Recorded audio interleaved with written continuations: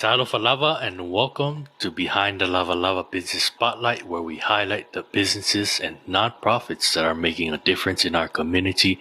I'm your host, Michael Tan, and I'm joined today by my co-host, Spencer. In this segment, we place the person behind the business, giving him a platform to share their unique experiences and connect with a wider audience. So our goal is to promote these businesses and give them the visibility they deserve. Our show is brought to you by Matai Watches, a luxury timepiece brand that embodies the essence of the Pacific Islands. Whether you're searching for a practical watch to wear in your everyday life or a stylish accessory that complements your relaxed island vibe, Matai Watches has got you covered. This is Behind the Lavalava's Business Spotlight. Let's get started. So today we welcome Martin Tevaga, founder of TnT Ailao, a school where he teaches the traditional Samoan fire knife dancing, the Ailao Afi. Welcome, Martin. Lavalava, thank you for having me. So, Martin, let's start from the beginning. Let's talk about your origins. Where are you from? So I was born and raised on Maui, in Hawaii, and after the fifth grade, we moved to Oahu. I finished school in Waianae and did most of my dancing as far as, like a career, professional career on Oahu. And I've danced for numerous shows there. For O'Brien Eselu, I've danced for Steve Laulu, traveled quite a bit, and even competed at the World Fire Knife Competition 2000, 2001. 2001, I took the junior world title. Took a little bit of a hiatus after that, and then, went back later when I got my head back on right. And I have placed amongst the top 9 and 3 in the world for many years. Now, let's talk about your parents. Could you talk more about them and more of your background? What started you with fire knife? Were they a big influence with this? Oh, for sure. My dad, Tulanga Vaifale Tevaga, he's from Lavalava, Upolu, Western Samoa, and my mom, Rasela Tuivaiti, she's from Lefanga, Western Samoa. My dad was, I feel like, a huge godfather in what fire knife dancing has become today. He was fire knife dancing for PCC in the 60s and then went on to, help with fire knife shows on Oahu and on Maui. So I grew up watching him dance. My mom had a booth selling like ako and headbands, pales, and she would sell those things at the luau's that my dad would fire knife dance at. So I was always there. And I remember vividly the first time I watched my dad. I think I remember going with my mom a lot more than I watched my dad in the beginning. And one time I was sitting on my mom's shoulders. We were watching my dad perform. And I think I looked down at one point. He was dancing with one knife first. I looked down at one point and I looked up and he had 2 and I thought he broke them in half. And so I was like more amazed at that than what was actually going on. But I told my mom, I said, this is what I'm going to be when I grow up, guarantee. And she said, okay, well, it takes a lot of practice and it's scary for a parent. I think especially for a mother to think of I was 4 at the time, think of their 4-year-old with knives and fire. But I knew it then, like at a very young age, that's what I wanted to do for the rest of my life. And I guess you can say the rest is history. I went back home and I kept trying to grab my dad's fire knives. Old school Samoans, they're a little bit different with their possessions, So every time I picked it up, I got my butt whooped. But eventually, he just taught me something, and it just carried on for the rest of my life. Kind of reminds me of did you ever see that old Jean-Claude Van Damme movie? What was it? Where he was Frank Dukes and he busted in and he was trying to wield the katana and he's like, no, you got whooped for it, and he had to like train and train and train until he was worthy Yeah, of it. And it yeah, sounds for like that's sure. what happened with you and the fire knives. So yeah, Oh, that's for really sure. inspirational to know that that's a family affair. That's amazing. Yeah, yeah. And so I've had family members, my uncle Pisonga and Kekelu. They've all fire knife danced before, and I think they're the unsung heroes as far as within my family when it comes to Ailao. But my dad was the bigger face of it for sure, and he's helped a lot of people along that journey. And there's many OGs like Chief Cielu, Uncle Ifi So'o. I mean, and those two, just to name a few, but they've they've given my dad a lot of credit to who they are and became in the fire knife world. So, who were some of your role models at that time that kind of strongly influenced you to getting into fire knife? At the time on Maui, growing up on Maui, it was just my dad and Uncle Ifi. So Ifi So'o is a three-time world champion, only man to ever win three in a row. They changed the rule after that. They made a rule that said that you can only win twice and then you got to sit out 1 year because of him. Because they were like, man, this guy's going to win five, six, seven in a row, and we can't have that because people won't come back. So, yeah, Uncle Ifi, my mom, had a booth. She was a vendor at a different luau in Wailea, and Uncle Ifi was the fire knife dancer there. And at one point in my life, I knew his whole routine. So I'd be on the side and I'd be spinning the thick sticks off the back of the long yu. My mom like would strip the long yu and make her ako, and I would take those sticks and I would spin on the side of the stage. So the guest would be watching them and watching me at the same time. So it was pretty cool. But I mean, those were the only two fire knife dancers I really knew growing up. My uncle Seal later on was dancing my dad's younger brother, but nobody else really caught my eye like that. But it was those two that I swore that I was going to beat them one day. But obviously, they stopped competing by the time I was dancing. So, TnT Ailao. How did you come up with that name, and what made you want to start teaching fire knife? So the answer to the first question is TnT.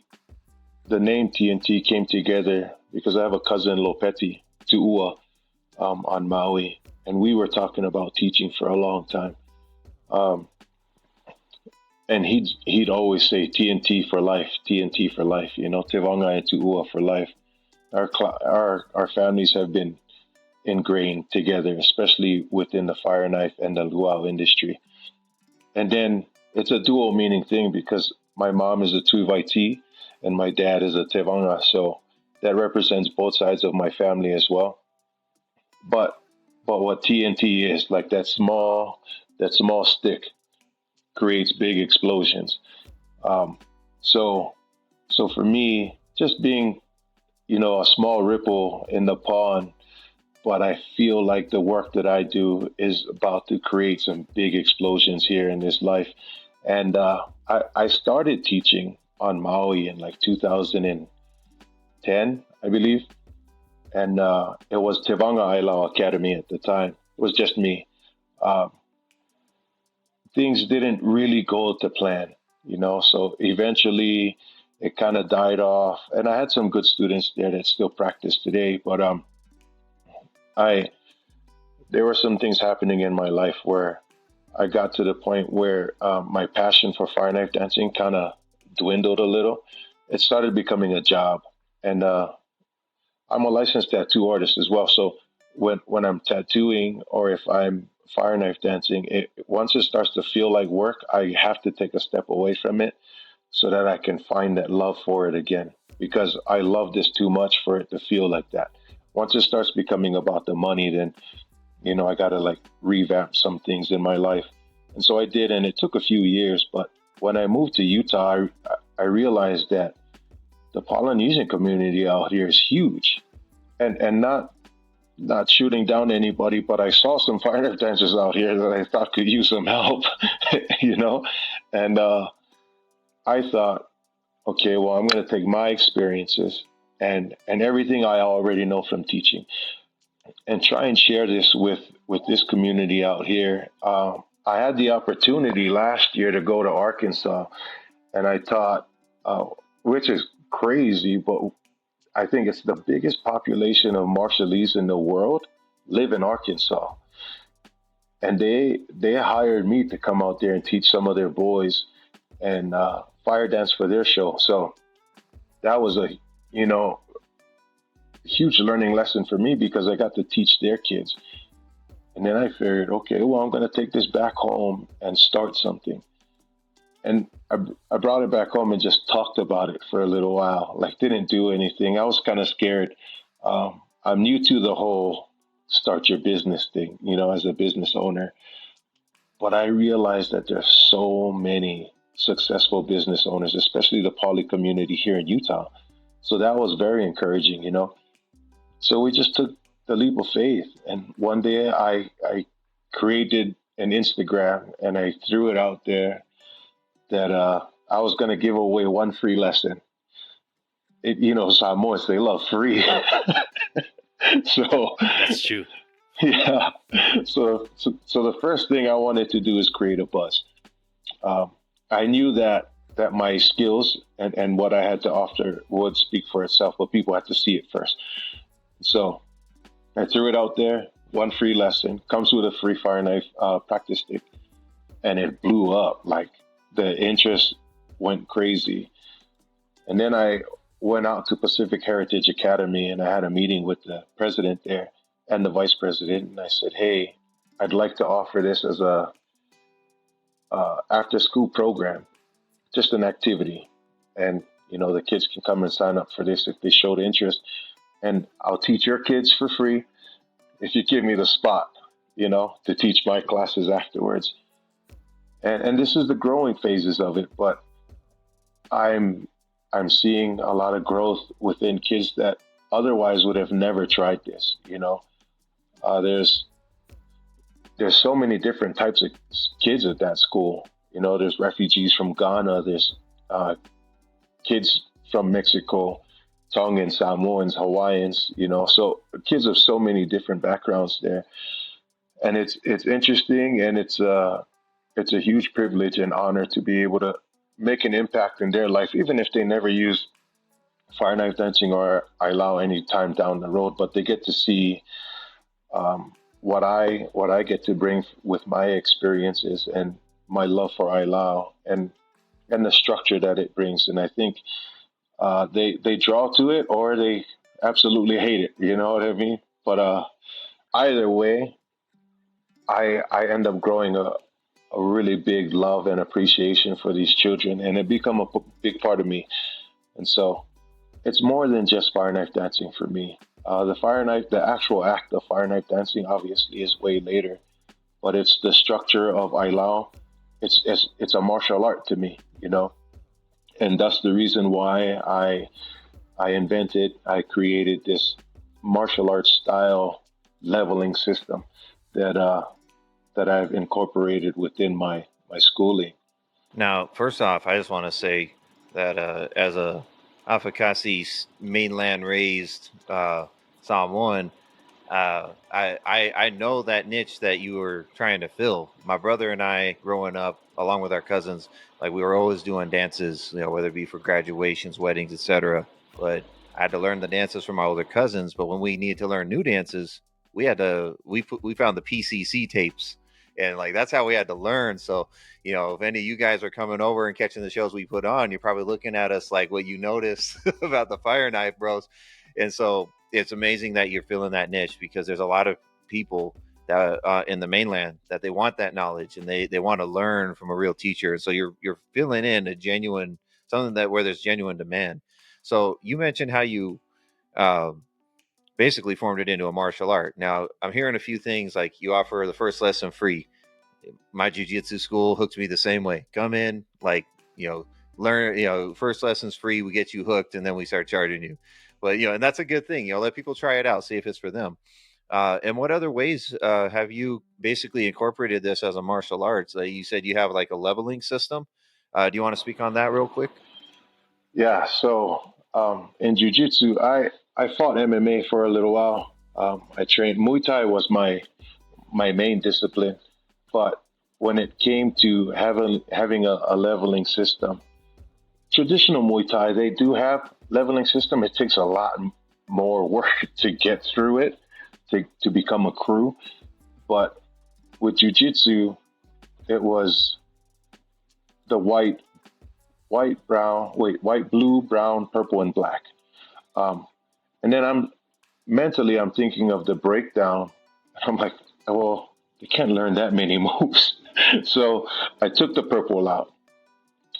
Within each color, that level has a different criteria as far as Samoan words, Samoan song, uh, a Samoan legend. So the first legend with white was about Sina.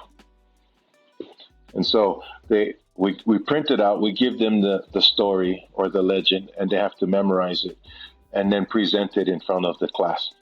So obviously, and then the last thing is actual Ailao moves, the movements. But everything that I do is traditional basics.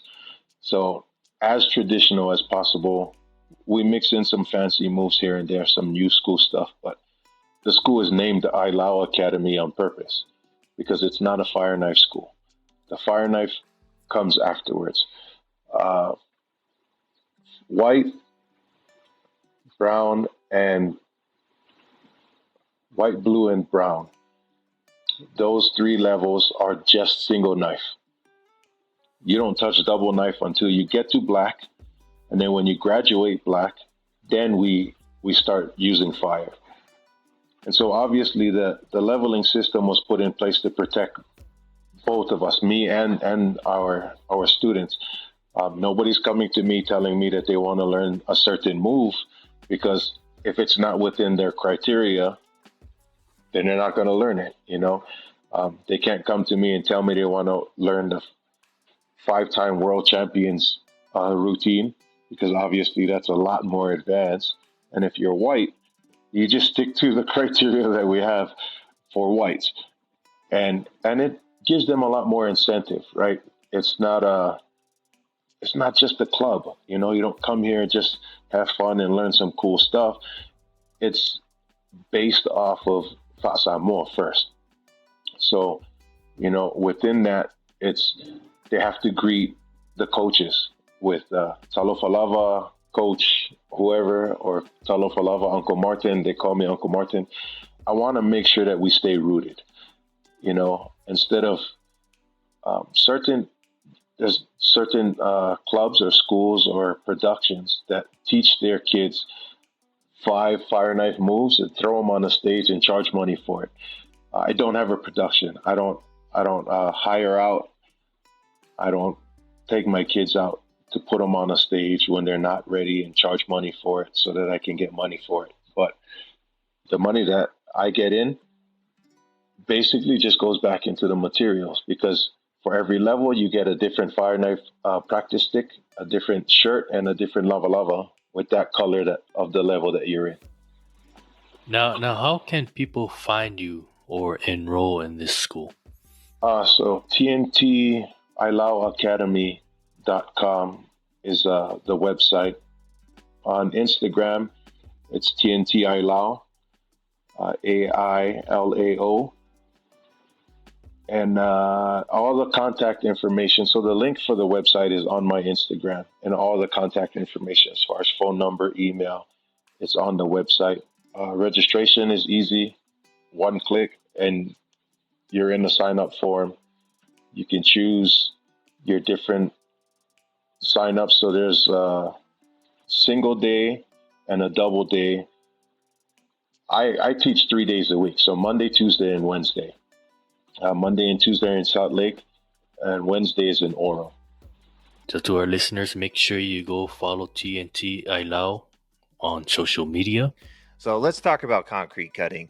And who's better to go to than All Pro Concrete Cutters, owned by the one and only Thomas Fa'aliliu.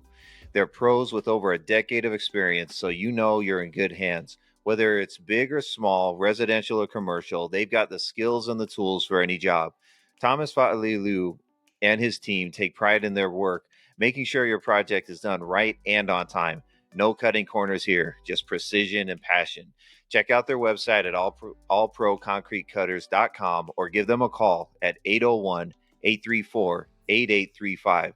Go with All Pro Concrete Cutters for top-notch results. All Pro Concrete Cutters, your concrete dreams cut to perfection.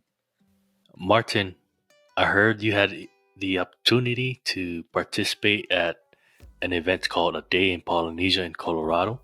This is hosted by the Mana Initiative. Could you tell us about it?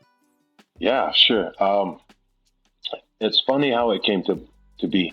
So I didn't know who Mana Initiative was, or I still haven't physically met them, but he started following the TnT Ailao page. Man, I'd like to stay as soon as I started TnT Ailao. So we're just going about our thing. I like their stuff. I love their movement. One day, Rooney Tafaenga, he owns Hot Lava in Las Vegas. He calls me up about 2 separate shows that's happening. And this was wonderful, A Day in Polynesia. And so he asked me if I wanted to be a part of it. And I was stoked about it. You know, what he's trying to put together is bringing together all the different Polynesian islands. From what I understand from talking to him, he wants to eventually create a traveling show. But this was going to be the base where he's from. He's going to try and create something big. So workshops. I'm doing a fire knife workshop on Friday there in Colorado. Tahitian workshops. He's doing an ukulele workshop. I think he's trying to put together a drumming workshop as well. And so, like, hearing everything that this guy's trying to put together, I think it was huge. And it's huge for any Polynesian community. But I didn't even know there was a Polynesian community in Colorado. So, you know, I'd love to go out there and share my heart with them too. So originally it was just to come out and fire knife dance. And then the idea was pitched to me afterwards about doing a fire knife workshop there. And I said, gladly, man, I'd love to. I know one fire knife dancer out there, but I didn't know that anybody else would be interested, you know.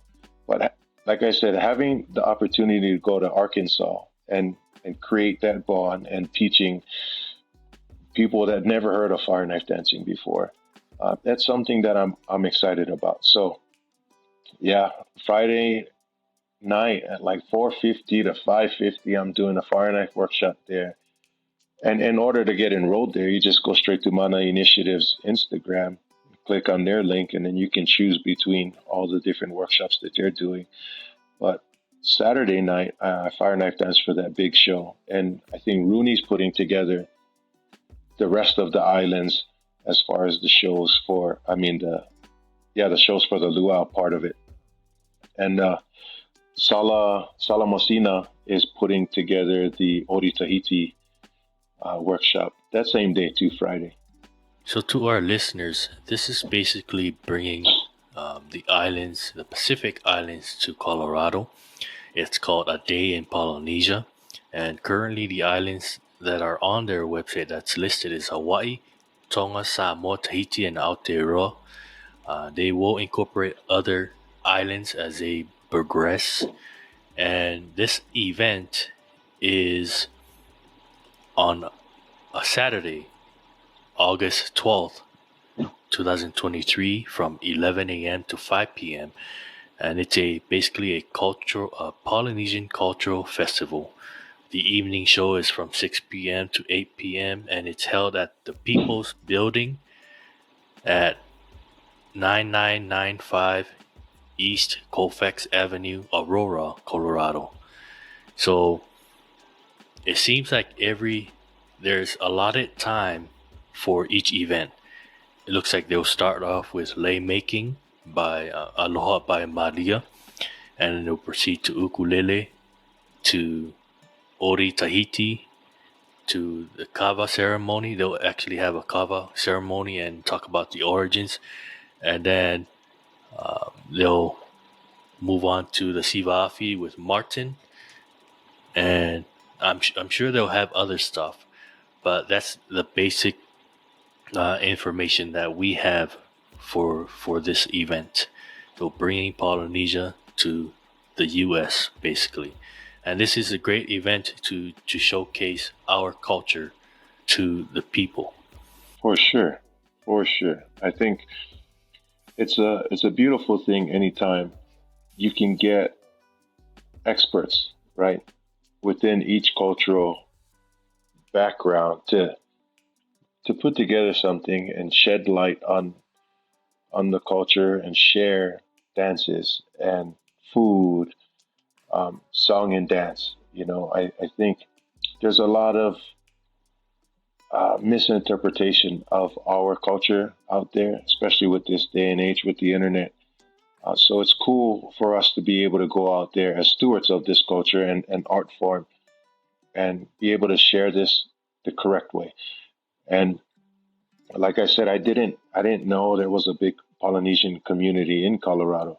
So to go out there and share this with them is huge for me. And obviously, you don't have to be of Polynesian descent to come and feel the love and the energy from our Polynesian brothers and sisters. And a lot of my students here in Utah aren't Samoan, so I love it. I love Ailao Afi wholeheartedly. And I put it out there with pure energy, with so much love. And I think it translates over to my students, and everything that they do in life, to be able to lead with love first. And because Ailao has done so much for me, not just growing up, it put food on my table, but it's put me in the situation that I'm in today. I got hired to do the home games for BYU, so I allow Afi in the field for the BYU home games. So big opportunities like that to be on national stages. So going back to a day in Polynesia, I talked to the owner of Mana Initiative myself, and I had a really interesting conversation with him. And sometimes when the Polynesians get together, it's kind of political. It's like, oh, well, if you're dancing over there, then I don't want to come support you over here. I think us coming together from different places, there's Las Vegas, Utah, Colorado, there's different people coming from all over the place, showing that support. And I think we're just breaking down those walls, that Samoans, and I can only speak for Samoans because I'm only Samoan, but I think Polynesians do it all the time to each other, breaking down those walls that our OGs set up for us, because that's kind of an old school mindset, right? We can't like them because they dance over there, and we can't like them because they learn from over here. For us to all come together and just show love for this event, I think is huge. I think it's a huge step in the right direction for our Polynesian community. So if you're in Colorado, make sure you attend this event. You can find Mana Initiative on Instagram, all their social media, or you can find more information on www.mana-initiative.org. So Martin, do you have any advice you want to leave for our listeners? When it comes to Ailao Afi fire knife dancing, my biggest bit of advice is don't take any shortcuts. Learn from a reputable coach or someone who's been doing it for a long time, someone who knows the ins and outs of it, not just the business side. I think too many times people get into it for the money. They hear about the money and the fame. They want to change their Facebook profile picture to, they want eating the fire. And yeah, it's cool, but you have to remember that it's a culture that you're representing, especially if you're Samoan. No shortcuts. Make sure that you focus on training. You focus on making sure you know who is who. If you plan to be on the competition, circuit, especially no shortcuts. Do everything you can to represent the culture of Samoa and Ailao Afi to the fullest of your abilities. There's people like me that absolutely love this and are willing to teach. So if you live in Utah, hit up TnTAilao All of my information is there. I have the credentials. I've been doing this for 30 years. I won't hit your kids. That's the way that I was taught, but I've learned to teach without that part of it. So I'm a tough teacher. And I think that's what it takes sometimes. But no shortcuts. That would be my biggest bit of advice: is don't try and look for the easy way. Some people take 2 months to learn a move, and that same move some people can learn in 2 minutes. So no, don't try and find a way around it. Let's get through this together. Just to piggyback off of that, that's a good mic drop right there. I won't go on too long, but I mean, what I love about it is that everything you just said feels like you could also say about a martial arts school. Get a real teacher, one with a real lineage, one who really knows what he's talking about. Is not just using you to get money. When you come to it, make sure you're ready to basically learn to enjoy the process, because some people just want to, hey, I got my gi on, I want to change my profile pic. It's like, no, this is a everyday grind, and sometimes you're the hammer, sometimes you're the nail. I mean, all of that, everything you just put out there, I can see where your martial arts influence, like that discipline, that structure, it's all to, I think it's necessary, and it's amazing that you've been able to basically create something and credential it in the most legit way possible. Because even aside from all your credentials personally, you've got the legit lineage. Like, this is a family affair for you. So shout out to you. I think that's amazing, and I'm super happy to hear that there's something like this out there. Thank you, Uso. Now, Martin, do you have anyone to shout out? Oh, also shout out your wife's business. Oh yeah, well, my wife, period, because she makes me. I think behind every strong man should be a strong partner, and my wife is that for me. So she runs Hanaho Goodies. She sells Hawaiian-inspired flavored butters. A lot of people grew up in Hawaii on lilikoi butter, so it's the passion fruit butter. She makes passion fruit, coconut, guava, mango, ube. She makes breads, cinnamon rolls, a pangi popo roll that's to die for, her cookies. She's just very talented. And that business was started out of necessity. We just were broke, It's just like trying to look for things to sell. And that created Hanaho Goodies. And it's doing really good. It's doing very well.